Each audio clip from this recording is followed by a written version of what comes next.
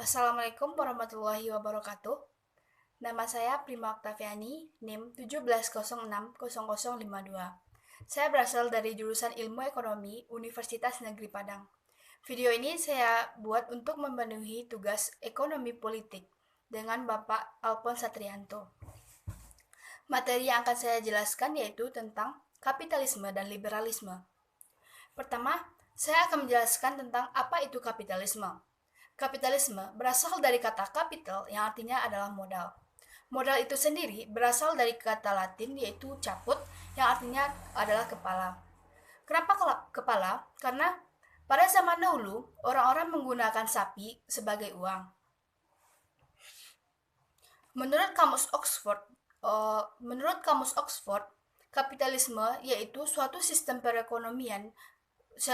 ekonomi dan politik di mana perdagangan dan industri di suatu negara dikendalikan oleh pihak swasta. Saat ini disebut sebagai era kapitalisme pasar bebas karena pada saat ini harga dapat naik atau turun dipengaruhi oleh berapa jumlah persediaan barang yang tersedia. Ada dua pengertian lain tentang kapitalisme ini. Yang pertama, membeli, menjual, bekerja, dan merekrut karyawan. Seseorang yang memiliki modal dapat meminjamkan atau menjual sesuatu yang mereka miliki, dan orang lain bisa membeli atau meminjamnya. Seorang kapitalis dapat mempekerjakan siapa saja pada pabrik, toko, atau bangunan mereka sesuai dengan tingkat upah yang mereka minta.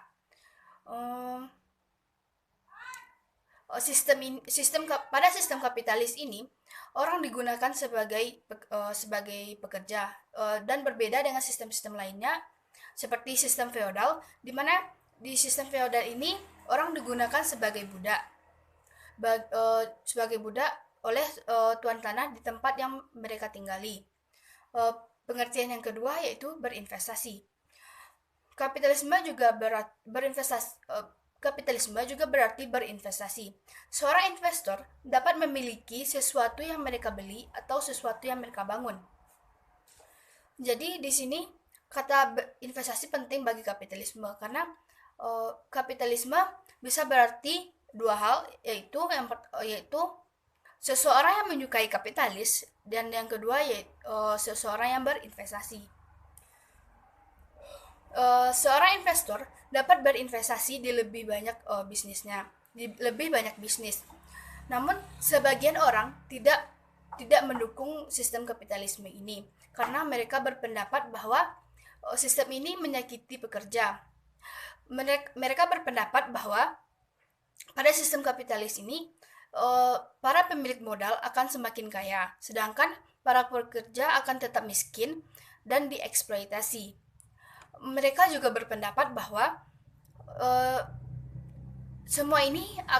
keadaan akan lebih baik jika semua orang tidak terlalu berpikir kepada persaingan, tetapi lebih kepada kerjasama. Yang kedua yaitu sejarah kapitalisme. Sejarah kapitalisme ini berawal dari mengumpulkan modal. Semua orang pasti memiliki modal, meski itu dalam skala yang kecil. Baik itu dari proses perdagangan, penyewaan, atau peminjaman. Menurut Karl Marx, era kapitalistik ini berasal dari para pedagang abad ke-16 dan bengkel-bengkel kecil dan bengkel-bengkel di perkotaan kecil. Pada saat itu, Marx sudah mengetahui bahwa di bengkel-bengkel tersebut sudah terdapat sistem pekerja upahan. Pada modal dan perdagangan komersial belum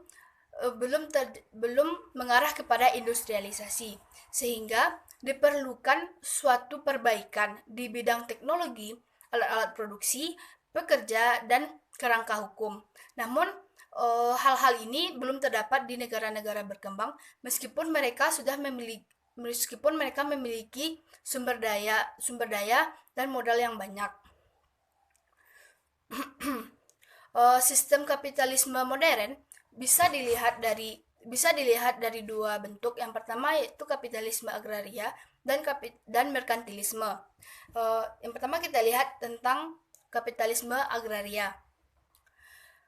Kapitalisme agraria ini seperti yang kita ketahui, agraria adalah pertanian. Di Inggris, sistem pertanian yang feodal sudah mulai bergeser secara substansial pada abad ke-16.